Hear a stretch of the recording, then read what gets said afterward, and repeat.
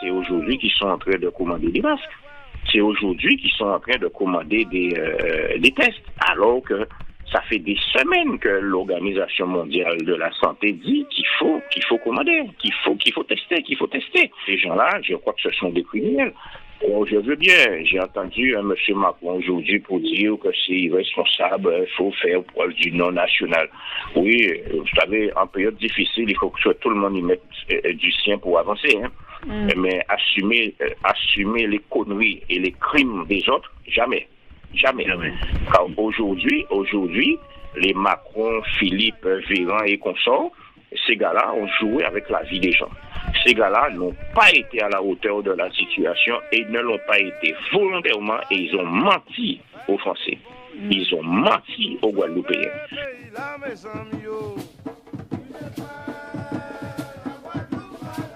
Bonsoir. Alors, depuis le début de l'épidémie en Chine, nous sommes très attentifs à l'évolution de cette épidémie. Parce que les services de santé en Guadeloupe sont disloqués particulièrement depuis l'incendie de novembre 2017 qui a affecté le CHU de Pointe-à-Pitre-Abîme. On le sait, ce jour-là, pratiquement 600 à 800, je ne sais plus, patients ont été évacués. L'hôpital a été totalement évacué en une nuit et les patients disséminés dans différents établissements de Guadeloupe, y compris dans des halls de sport, et puis même certains ont été transférés à la Martinique. Et depuis cette période-là, nous sommes dans une situation dégradée, avec un CHU qui a d'énormes problèmes financiers, un CHU qui manque de moyens, un CHU qui est mal organisé, en fin de compte un CHU qui ne répond pas aux besoins fondamentaux en matière de santé. Et donc, lorsqu'on a entendu qu'il y avait cette pandémie qui arrivait et qui sortait de Chine et qui commençait à se répandre en Europe, tout de suite on a alerté les autorités sanitaires, en l'occurrence l'ARS. On a alerté les autorités politiques, le préfet, le président du conseil général, conseil régional, et on les a alertés pour leur dire, étant donné que ce virus a déjà fait son apparition en Europe, étant donné les liens qui existe entre l'Europe et singulièrement la France et la Guadeloupe, mais ce virus, il va arriver chez nous. Et quand on regarde la situation du CHU, quand on regarde les pathologies dont souffre la population guadeloupéenne, nous avons des soucis à nous faire. Donc, nous avons fait dès le départ plusieurs propositions. Première proposition qui est un véritable contrôle sanitaire à l'aéroport et sur le port. Rien n'a été fait. On a demandé que soit mis en place un dépistage systématique à l'arrivée à l'aéroport et à l'arrivée sur le port. Rien n'a été fait. Donc, tous les voyageurs qui sortaient aux quatre coins du monde et singulièrement en Europe continuent à traverser la douane de Pointe-à-Pitre tranquillement, sans rien du tout. Et on a vu des milliers de personnes venir en croisière, sortir d'Europe, et particulièrement d'Italie pour beaucoup, venir prendre les bateaux de croisière à Pointe-à-Pitre. Quelques jours plus tard, évidemment, on a entendu que les premiers cas étaient décelés dans l'est de la France. Et donc, là encore, on a encore interpellé les autorités sanitaires et politiques et leur a dit mais que faites-vous? Et à notre grande surprise, on entend que le gouvernement maintient les élections municipales. Et donc là, on a envoyé un courrier aux autorités, on leur a dit mais c'est de la folie. Il y a une épidémie qui est en train de prendre de l'ampleur, mais c'est de la folie d'organiser les élections municipales. Pour nous, l'absence de contrôle au port, l'absence de contrôle à l'aéroport, plus les élections, l'organisation des élections municipales, tous les ingrédients étaient réunis pour donner, entre guillemets, un bon coup de pouce à la diffusion de cette épidémie. Et donc, pour nous, voilà le point de départ le voilà, une irresponsabilité des autorités sanitaires et politiques à ne pas entendre et à ne pas voir ce qui se passe. On a très vite compris qu'en fin de compte, les autorités, ils regardaient ce qui se passait en Chine ou en Iran d'un air amusé, et ils n'ont réellement commencé à se poser des questions que quand ils ont vu les Italiens en train de mourir. Et en fin de compte, le gouvernement nous a, par l'intermédiaire de l'ARS et du préfet en Guadeloupe, nous a raconté des bobards pour nous endormir. En fin de compte, que les masques n'étaient pas nécessaires. Mais en fin de compte, c'était pour cacher le fait qu'il n'y avait pas de masque. Du tout. Deuxièmement, que les tests c'était inutile et qu'on réservait les tests uniquement pour les cas les plus sévères. Et là, on leur dit, mais on comprend pas. Quand on demande aux femmes de faire des mammographies chaque année, quand on demande aux hommes de faire des examens par rapport au cancer colorectal, c'est bien en prévention. Donc là, ce serait intéressant de tester les gens. Les gens qui sont négatifs, ils passent, et les gens qui sont positifs, ils sont confinés et ils sont traités. Et en fin de compte, le seul discours de l'ARS, c'était de dire, quand vous avez la fièvre ou que vous avez mal à la tête, vous appelez, on vous dit de rester chez vous, et si vous avez de problèmes respiratoires graves, c'est ce qui est écrit dans leur document, vous appelez le 15. Ça veut dire que quand vous êtes à la hauteur de la mort, vous appelez pour qu'on puisse vous mettre en réanimation. Et même les directives et les protocoles qu'ils avaient mis en place, c'est-à-dire ne pas se rendre à l'hôpital, téléphoner pour que le 15 puisse venir chez vous, ce n'est pas respecté du tout, puisque les services ne sont pas opérationnels pour aller chez les gens. Donc, tout de suite, on s'est rendu compte que l'ARS et le préfet et la direction du CHU nous menaient en bateau et qu'il n'y avait absolument rien d'organisé par rapport à l'arrivée de cette épidémie. En fin de compte, le préfet et la direction de l'ARS et la direction du CHU ne faisaient que relayer les mensonges du gouvernement. Alors, pour nous cacher qu'il n'y avait pas de masque, on disait que les masques, ça ne sert à rien. On a même vu la porte-parole du gouvernement nous venir nous raconter qu'elle-même ne savait pas mettre de masque pour nous prendre pour des cons. Pour cacher le fait qu'il n'y avait pas de tests, on nous disait, ouais, mais les tests, on les réserve seulement pour les cas les plus sévères parce que ça sert à rien. Et en final de compte, on s'aperçoit aujourd'hui que la France n'a jamais commandé de masque et que la France n'a jamais commandé de test et que c'est seulement maintenant qu'ils le font. Après qu'il y ait pratiquement 4000 morts en France, c'est seulement maintenant qu'ils sont en train de dire, voilà, d'ici la fin du mois d'avril, ils auront combien de millions, de centaines de milliers de tests et combien de millions ou de milliards de masques. Les masques, il fallait les avoir en janvier. Les tests, il fallait les avoir en janvier. Donc, ça veut dire que à aucun moment, l'ARS en Guadeloupe, le CHU en Guadeloupe, le préfet, les autorités politiques, à l'instar des autorités françaises, n'ont jamais pris la mesure, n'ont jamais pris conscience de la gravité de la situation. Et donc, c'est pour ça que devant autant de laxisme, autant d'inconscience, autant d'inconséquence, autant d'incompétence, autant de manfoutisme, le syndicat UGTG, l'Union Générale des Travailleurs de Guadeloupe, nous avons décidé de déposer une requête en référé liberté devant le tribunal administratif la semaine dernière, le mercredi 25, pour exiger que le CHU et l'ARS achètent des tests de dépistage pour tester le maximum de personnes, pour confiner ceux qui sont contaminés et pour les traiter immédiatement. Et deuxièmement, que l'ARS et le CHU fassent l'acquisition des doses et du traitement à l'hydroxychloroquine et à l'azithromycine, de façon à ce que les praticiens du CHU, des hôpitaux, puissent utiliser ce traitement pour sauver le maximum de vies. Et c'est ainsi que cette affaire a été plaidée le vendredi 27 à huis clos au tribunal administratif de Basse-Terre et que le samedi, le tribunal a rendu son ordonnance nous donnant raison sur ces demandes-là. Et le tribunal s'est fondé sur une situation que les juges connaissent. Une situation où, aujourd'hui, l'ARS et le CHU ne répondent pas aux besoins fondamentaux de la population guadeloupéenne.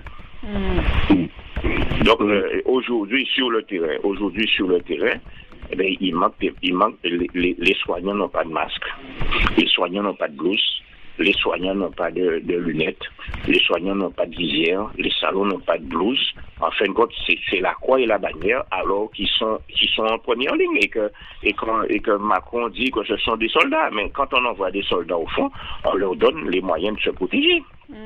Or, aujourd'hui, c'est aujourd'hui qu'ils sont en train de commander des masques. C'est aujourd'hui qu'ils sont en train de commander des masques. C'est aujourd'hui qu'ils sont en train de commander des tests, alors que ça fait des semaines que l'Organisation mondiale de la santé dit qu'il faut commander, qu'il faut tester. Et donc ces gens-là, aujourd'hui on ne les entend pas, parce qu'enfin ces gens-là, je crois que ce sont des criminels. Alors, je veux bien, j'ai entendu M. Macron aujourd'hui pour dire que c'est irresponsable, il faut faire preuve du non national. Oui, vous savez, en période difficile, il faut que tout le monde y mette du sien pour avancer. Mais assumer les conneries et les crimes des autres, jamais. Car aujourd'hui, les Macron, Philippe, Véran et consorts, ces gars-là ont joué avec la vie des gens. Ces gars-là n'ont pas été à la hauteur de la situation et ne l'ont pas été volontairement, et ils ont menti aux Français. Ils ont menti aux Guadeloupéens. Je prends encore une aberration. Avant-hier, enfin la semaine dernière, on entend M. Macron, il était à Mulhouse. Et il dit qu'ils vont envoyer un porte-hélicoptère dans les eaux, dans les Antilles, pour soutenir, pour participer à l'effort contre le coronavirus. Alors ça peut paraître une bonne idée, sauf que le bateau il va aller où? Il va aller en Guadeloupe, ou bien il va aller à Terre de Haut, à Terre de Bas, Marie-Galante, au Sec, à la Désirade, ou bien il va aller à Saint-Martin, à Saint-Barthélemy, ou bien il va aller à la Martinique, ou bien il va aller en Guyane. Parce que je rappelle que la Guadeloupe, la Martinique, la Guyane, Saint-Martin, Saint-Barthélemy, nous sommes sur une zone qui est encore plus grande, plus vaste que l'Europe. Donc un bateau ne peut pas être à Cayenne et être à Pointe-à-Pitre, ni être à Marigot, ni être à Fort-de-France en même temps. C'est impossible. Quand M. Macron dit ça, c'est qu'il n'a aucune notion de la géographie de ces zones-là. Ou bien, s'il a une connaissance de ces zones-là, c'est qu'il se fout de notre gueule. Quand j'entends M. Philippe dire 2 jours après qu'ils vont envoyer des respirateurs aux Antilles, mais les respirateurs aux Antilles, les Antilles c'est où? C'est quoi les Antilles? Moi je connais pas. Je connais la Guadeloupe, je connais Saint-Martin, je connais Saint-Barthélemy, je connais la Martinique, mais les Antilles je ne connais pas. Donc s'il les envoie aux Antilles, il les envoie où? Il les envoie où ces respirateurs alors qu'on en a besoin, et aussi bien la Martinique en a besoin, et partout on en a besoin. Donc en fin de compte, c'est un traitement manfoutiste, c'est un traitement avec beaucoup de légèreté, une méconnaissance de la situation. Et bien évidemment, on l'a bien senti dès le départ, la seule préoccupation du gouvernement, c'était les entreprises, l'économie. Toutes les conférences de presse, il y avait M. le maire et Mme Pénicaud. Il fallait que les gens travaillent, il fallait que les entreprises tournent, il fallait faire en sorte de continuer à faire de l'argent, au détriment de la santé. D'accord? Non? Eh bien, justement, mais tous ces milliards-là, on aurait dû les mettre dès le départ pour la fabrication et l'importation des masques. On aurait dû les mettre dès le départ pour la fabrication et l'importation des tests. Voilà ce qu'il aurait fallu faire. Ouais. Alors que dès le départ, la seule préoccupation du gouvernement, c'était faire travailler les gens et faire fonctionner les entreprises. Voilà la réalité. De toutes les façons, le gouvernement, il ne peut rien faire. Il n'a pas les moyens de s'occuper du château. D'accord? Aujourd'hui, il n'a pas les moyens de s'occuper des Français qui tombent malades. Donc, c'est pas de nous dont il va s'occuper. Donc, pour nous donner l'illusion qu'il nous aime, il nous envoie un bateau de guerre et en même temps, il envoie un message. Il envoie un message, d'accord? Parce que bon, c'est pas de bateau de guerre dont on a besoin. On a besoin de masques, de respirateurs, de salles de réanimation, de médecins, d'infirmiers et de tests et de médicaments. Voilà ce dont on a besoin. Guadeloupe, donc tout ce qui n'est pas essentiel est fermé. Et ce qui est alimentaire et autres, ou bien qui sert, par exemple, certains garages sont ouverts, par exemple, est ouvert. Mais dans ça, on voit bien qu'il y a des choses qui ne vont pas, qui sont pas très claires. Par exemple, les marchés ouverts des agriculteurs sont priés de fermer. Il y en a qui ont lancé un coup de gueule à juste titre la semaine dernière, donc ils sont autorisés à ouvrir. Mais en même temps, on laisse ouverts les supermarchés de Ayotte et de Despointes. Alors, moi, j'aurais bien aimé qu'on m'explique comment on fait pour fermer des marchés ou des marchés et en même temps laisser ouverts des supermarchés où les gens s'agglutinent à l'intérieur des supermarchés avec tous les risques que cela comporte. Donc, on voit bien qu'il s'agit toujours de bricoler. De bricoler et sans tenir compte de la gravité de la situation et de la santé des gens. En bricole, c'est un gouvernement de bricoleurs, de chokers, comme on dit chez nous. Et encore une fois, chacun doit assumer ses responsabilités et il est hors de question que nous, l'UGTG, nous faisions partie d'une quelque union nationale parce qu'il faut relever le pays, donc il ne faut pas revendiquer ça. Jamais que chacun assume ses conneries. Chacun assume ses responsabilités. Aujourd'hui, oui, il y a des fautes qui ont été commises. Il y a des fautes qui ont été commises volontairement parce que la priorité de ce gouvernement-là, ça n'a jamais été l'humain. Ça n'a jamais été la santé des gens. Ça a toujours été l'économie. Les gens font comme ils peuvent pour appliquer les soins, tout ce qu'il faut comme précaution. Mais dans les entreprises, on a remarqué et on a eu l'occasion d'exercer notre droit de retrait dans pas mal d'entreprises, les équipements nécessaires à la sécurité ne sont pas donnés. Dans beaucoup d'entreprises, on a été obligé de faire voilà notre droit de retrait pour qu'on puisse avoir des gants, des masques, des lunettes et etc. pour pouvoir travailler. Et donc encore une fois. Et on n'a même pas trouvé la direction du travail pour entre guillemets, protéger les salariés. Donc, la seule préoccupation de l'État, c'était que les entreprises puissent continuer à fonctionner et que les gens travaillent au mépris de la santé. Le coronavirus arrive dans un contexte déjà catastrophique.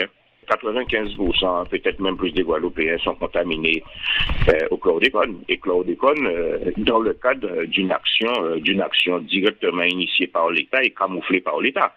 En Guadeloupe, la parole de l'État, c'est une parole qui est assimilée à un mensonge permanent.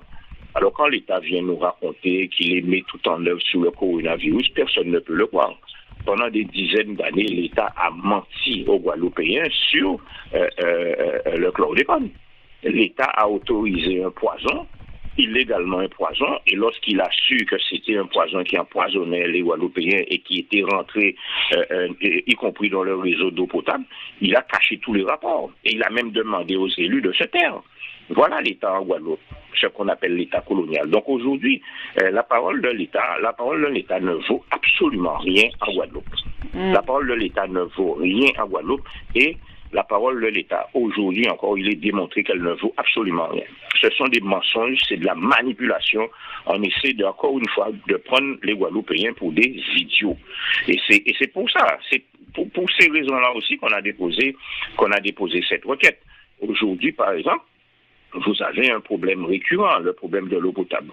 Alors l'État vient avec ses gros sabots et dit « Ouais, mais c'est de la faute des élus. » Oui, c'est de la faute des élus et de l'État. Pendant des décennies, l'État a incité les municipalités à privatiser la production et la distribution de l'eau et c'est l'État qui a fait rentrer la Générale des Eaux, filiale du groupe de la multinationale Veolia en Guadeloupe et ces entreprises-là servaient de terrain d'atterrissage pour les femmes de préfets, de sous-préfets et de tous les gendarmes qui étaient mutés en Guadeloupe. Donc l'État a utilisé les services publics comme il le fait dans les pays d'Afrique pour pouvoir ramasser de l'argent, permettre aux multinationales de ramasser de l'argent pour financer les campagnes électorales de X ou de Y.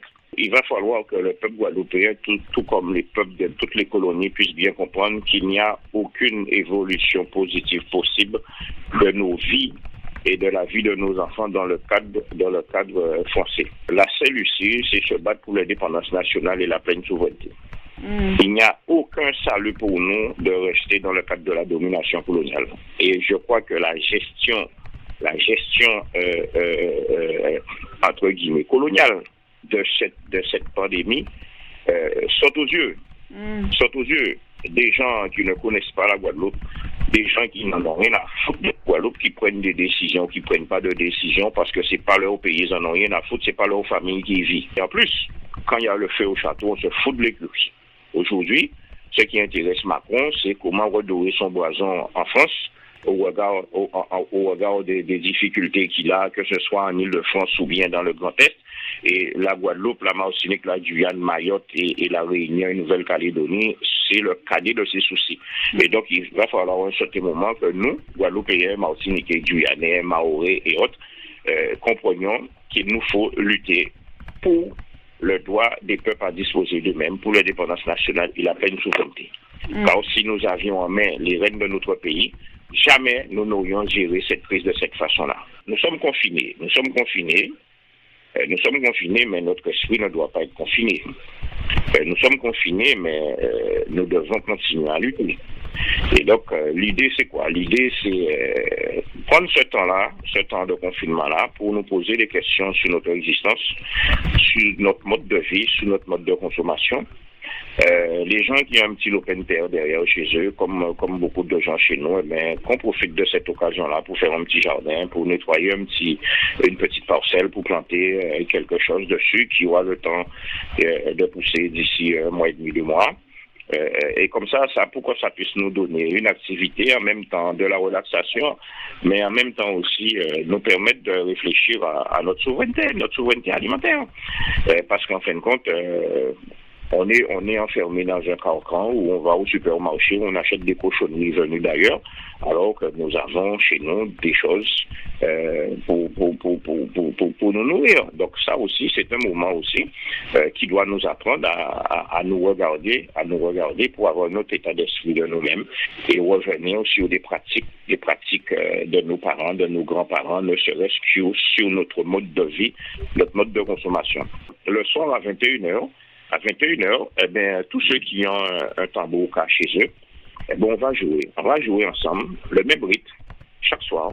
On choisit un rythme et l'idée c'est d'avoir cette liaison, ce lionnage social entre nous, cette liaison, puisqu'on se voit qu'on ne se touche pas, d'avoir entre nous ce contact social à travers le tambour qui est vecteur de joie, de peine, mais également symbole de lutte, de contestation. Et donc c'est à la fois pour nous donner de la force pour que nous puissions lutter et en même temps affronter le virus à travers le tambour, affronter le virus et nous rendre encore plus forts pour individuellement et collectivement. Et à côté de ça, il y a le volet apprentissage et famille qui est important, puisque aujourd'hui, il y a plein d'endroits où les gens jouent en famille avec des enfants, donc il y a une transmission qui se fait, une transmission de la culture qui se fait. Comme on dit, notre esprit, on est confiné, mais notre esprit n'est pas confiné. On est confiné, mais le combat doit continuer. C'est un moment aussi pour avoir une réflexion sur nos certitudes. L'Occident vit sur des certitudes. Et aujourd'hui, je crois que c'est l'un des gros problèmes du gouvernement français, c'est qu'il appuie son programme sur des certitudes, alors que nous vivons dans un monde incertain. Et je crois que nous, l'avantage que nous avons sur les tropiques, singulièrement en Guadeloupe, dans les îles qui sont balayées par des catastrophes naturelles, des séismes, des éruptions volcaniques ou bien des cyclones, c'est que nous savons, comme on dit chez nous, demain pas certain, que demain c'est un autre jour et qu'il n'y a pas de certitude. Vous pouvez très bien avoir des choses aujourd'hui, un cyclone passe demain, vous n'avez plus rien. Et je crois que ça doit nous apprendre quelque chose et faire en sorte que nous soyons prêts. Et c'est pour ça qu'il faut anticiper. Quand on est sur une île à 8 000 km de Paris, dans la Caraïbe, on doit anticiper. On doit pouvoir, en cas de cataclysme, en cas de séisme, en cas de cyclone, la population doit être capable de rester 10-15 jours à tenir seul en attendant que des secours puissent arriver. Et je crois que ça, c'est quelque chose que le gouvernement français n'a jamais compris, l'anticipation.